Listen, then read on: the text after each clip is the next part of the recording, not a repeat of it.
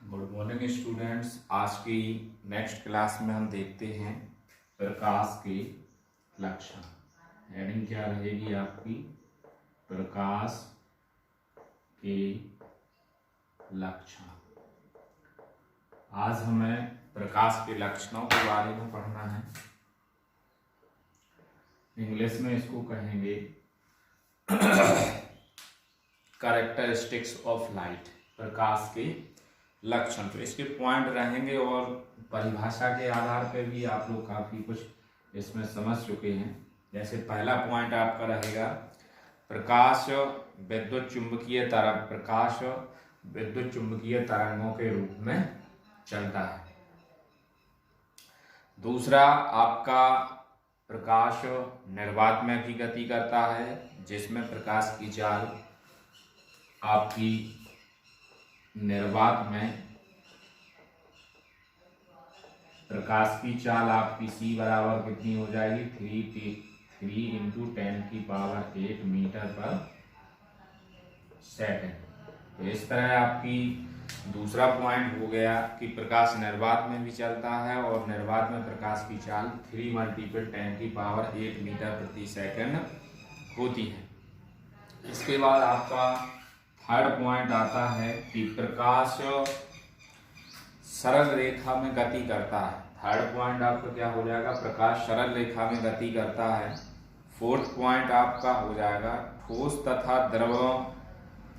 तथा द्रव माध्यम के तत्वों में प्रकाश का प्रकाश का परावर्तन होता है। अर्थात जब ठोस होगा और आपका द्रव होगा तो ऐसे माध्यमों में प्रकाश का परावर्तन की घटना संभव होती है।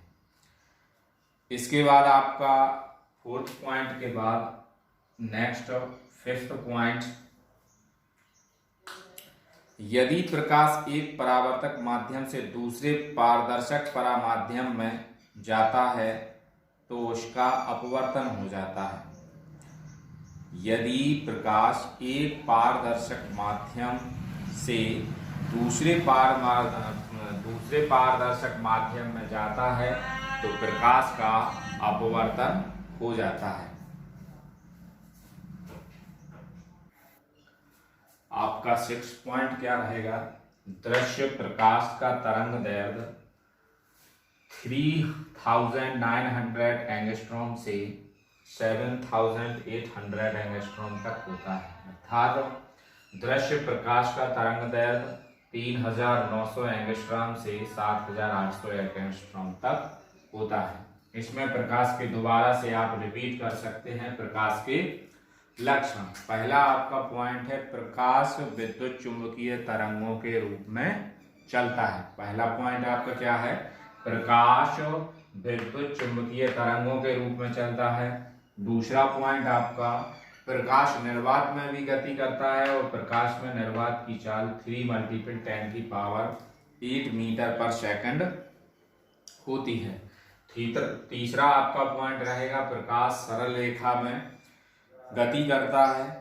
चौथा पॉइंट आपका रहेगा प्रकाश ठोस तथा द्रव माध्यमों के तलों के से ठोस तथा द्रवों के माध्यमों के तलों से प्रकाश का परावर्तन होता है। और फिफ्थ पॉइंट आपका रहेगा यदि प्रकाश एक पारदर्शक माध्यम से दूसरे पारदर्शक माध्यम में जाता है तो प्रकाश के अपवर्तन की घटना होती है। और सिक्स पॉइंट आपका क्या है? दृश्य प्रकाश का तरंग दैर्घ्य 3900 एंगस्ट्रॉम से 7800 एंगस्ट्रॉम तक होता है। नेक्स्ट आपकी हेडिंग क्या रहेगी? प्रकाश का परावर्तन। इसी को इंग्लिश में क्या कहते हैं? Reflection of light. तो सबसे पहले हम इसको चित्र बनाते हैं। ये आपकी एक लंबवत लाइन हो गई, ये आपका एक ठोस पृष्ठ हो गया, ये आपकी एक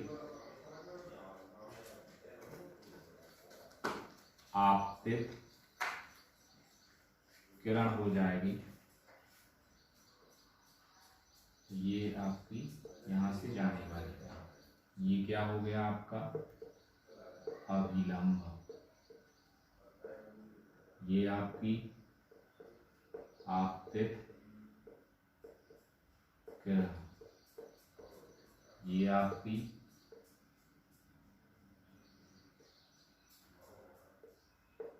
परावर्तित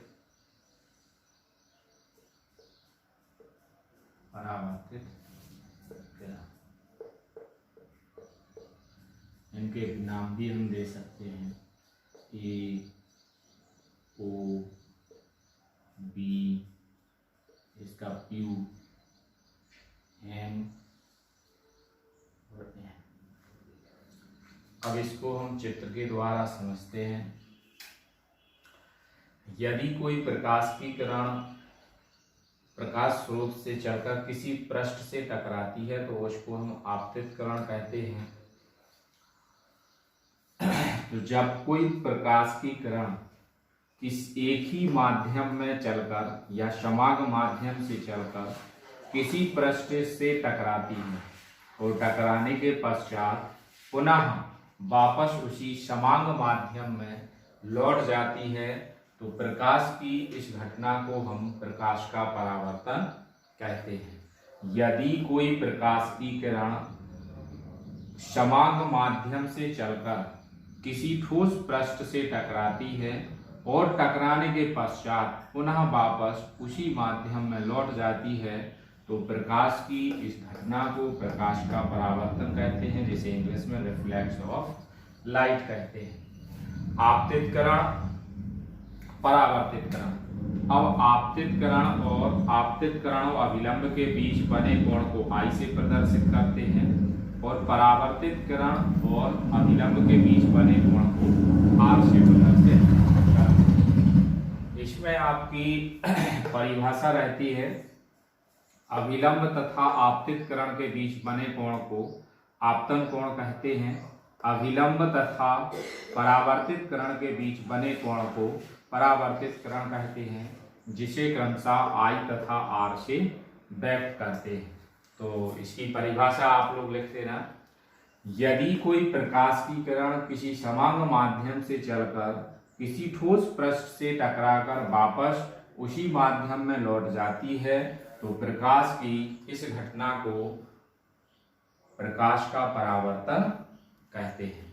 अब इसके बाद आपकी इसमें परिभाषित, जैसे आपको चित्र के बारे में लिखना है, क्वेश्चन में अगर आ जाए कि प्रकाश के परावर्तन की घटना का सचित्र वर्णन कीजिए, तो आप लोग लिखेंगे, माना कि AO एक आपतित किरण है, OB एक परावर्तित किरण है, OP अभिलंब है तथा MN एक पृष्ठ है।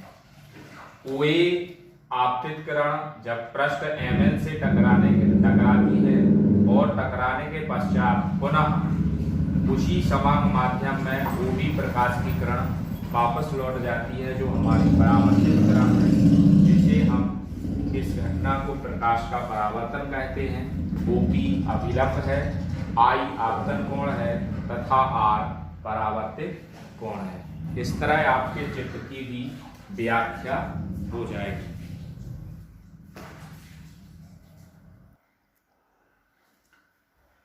अब आपकी नेक्स्ट हेडिंग क्या रहेगी, परावर्तन के नियम। परावर्तन के नियम में आपका पहला नियम आएगा, पहला नियम आपका ये रहेगा, आपतित किरण, परावर्तित किरण तथा तल के, तल मतलब पृष्ठ के आपतन बिंदु पर अभिलंब एक ही तल में स्थित हैं। या हम दूसरी तरह से ये कह सकते हैं कि आपतित किरण, अभिलंब तथा परावर्तित किरण पृष्ठ के एक ही बिंदु पर स्थित होते हैं। इसके बाद आपका दूसरा पॉइंट आता है दूसरा परावर्तन का नियम, आपतन कोण I तथा परावर्तित कोण R दोनों बराबर होते हैं, अर्थात कोण I बराबर कोण R।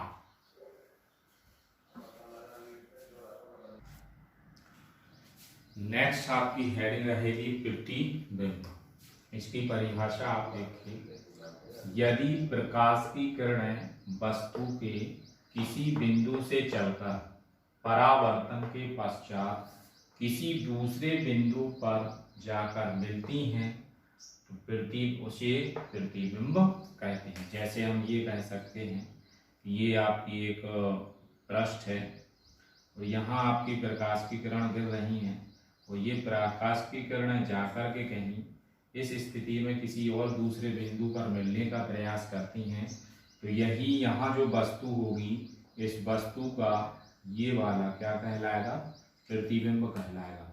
तो यदि प्रकाश की किरणें किसी वस्तु से चलकर परावर्तन के पश्चात किसी दूसरी बिंदु पर जाकर मिलती हैं तो उसे हम उस पहली वस्तु का प्रतिबिंब कहते हैं।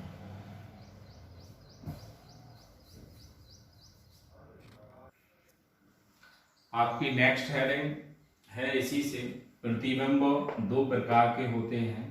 पहला टाइप आपका रहता है वास्तविक प्रतिबिंब, जिसको इंग्लिश में कहते हैं रियल इमेज। प्रतिबिंब दो प्रकार के होते हैं।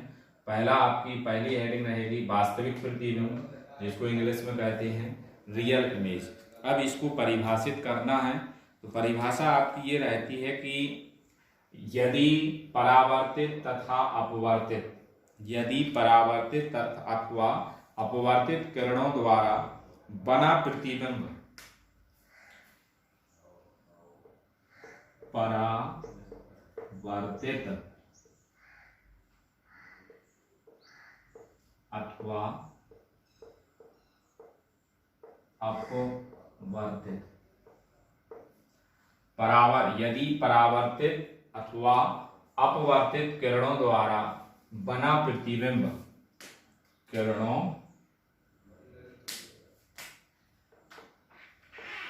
किरणों द्वारा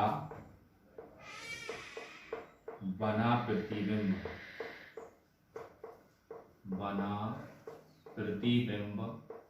पर्दे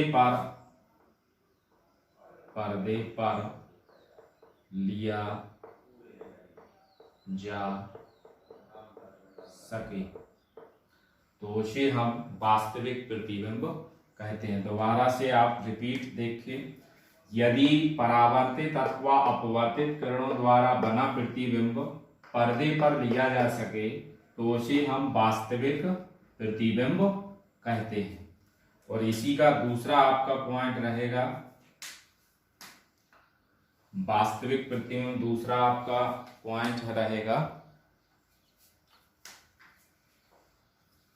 आभासी प्रतिबिंब। आभासी प्रतिबिंब में परिभाषा आपकी सेम यही रहेगी, अकेला उसमें नहीं ऐड हो जाएगा, जिसको इंग्लिश में हम कहते हैं, आपका इंग्लिश में आ जाएगा वर्चुअल इमेज।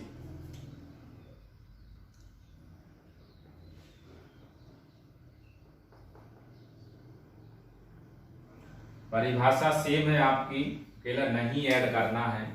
यदि परावर्तित अथवा अपवर्तित किरणों द्वारा बना प्रतिबिंब पर्दे पर नहीं लिया जा सके तो उसे आभासी प्रतिबिंब या वर्चुअल इमेज कहते हैं। दोबारा से रिपीट, यदि परावर्तित अथवा अपवर्तित किरणों द्वारा बना प्रतिबिंब पर्दे पर नहीं लिया जा सके तो उसे हम आभासी प्रतिबिंब या वर्चुअल इमेज कहते हैं। दोनों परिभाषाएं सेम हैं, अंतर अकेला नहीं का रहेगा। वास्तविक प्रतिबिंब की परिभाषा, यदि परावर्तित अथवा अपवर्तित किरणों द्वारा बना प्रतिबिंब पर्दे पर लिया जा सके तो वास्तविक प्रतिबिंब कहते हैं, और यदि परावर्तित अथवा अपवर्तित किरणों द्वारा बना प्रतिबिंब पर्दे पर नहीं लिया जा सके, अकेला आप यहाँ क्या ऐड कर देंगे, नहीं लिया जा सके, तो उसे हम आभासी प्रतिबिंब कहते हैं। आज की क्लास यहीं क्लोज होती है।